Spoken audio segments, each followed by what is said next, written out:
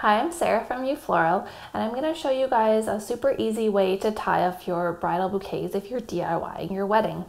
So I have a bunch here of just dried baby's breath, and I'm going to be using a couple things for supplies. One is a zap strap, also known as a cable tie. These come from a home hardware store or even the dollar store.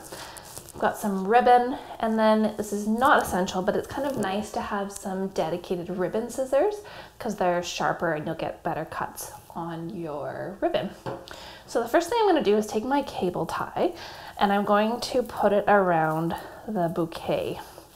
I really like using cable ties because they hold the bouquet very firmly and they're just super easy, no fuss, no muss.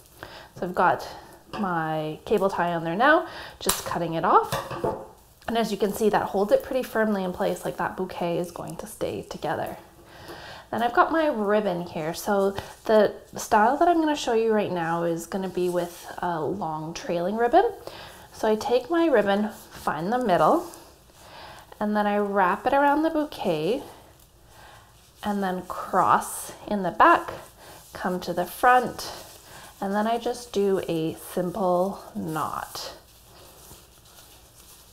And then I just let the ribbon trail down. So now the cable tie is hidden by the ribbon and I've got a nice trailing, beautiful way to tie off my bouquet. So that's one way that you can tie off your bouquets. Hopefully you guys enjoyed learning about this today, and let me know if you have questions. Thanks for watching.